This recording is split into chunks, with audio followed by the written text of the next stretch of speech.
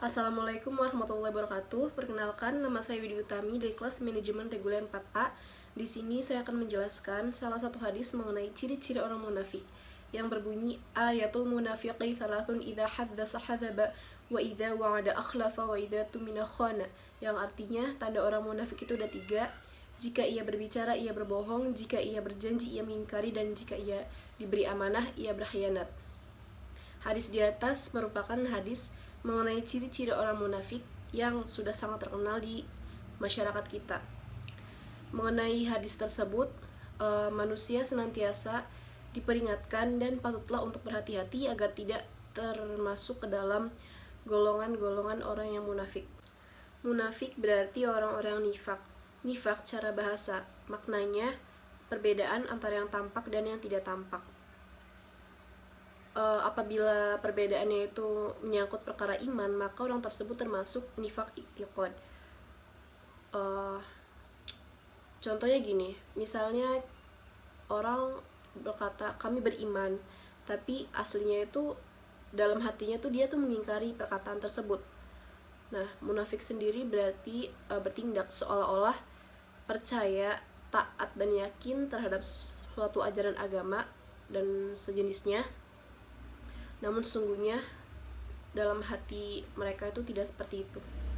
Ciri orang munafik yang pertama adalah berbohong, suka berbohong. Idza haddasa hadzaba, jika ia berbicara ia berbohong. Orang yang suka berbohong atau orang yang menutupi kebenaran, maka dia akan semakin dekat dengan kemunafikan.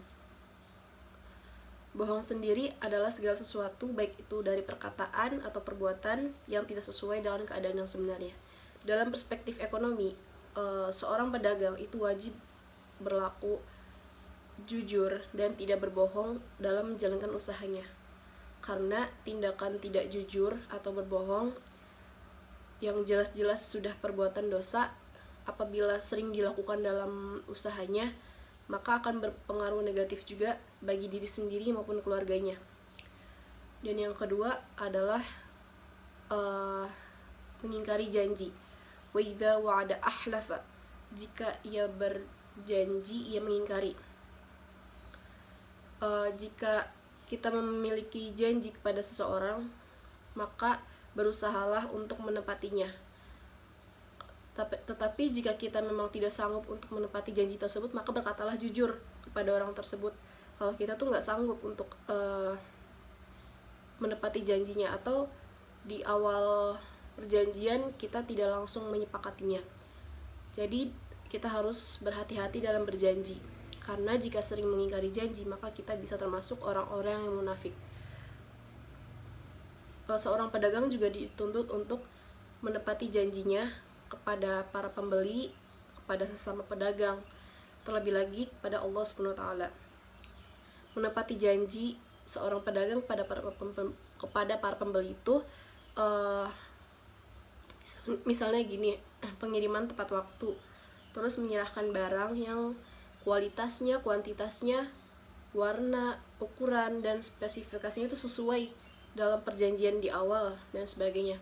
Sedangkan perjanjian dengan sesama pedagang adalah pembayaran dengan jumlah dan waktu yang sudah ditentukan. Ciri yang ketiga adalah berkhianat.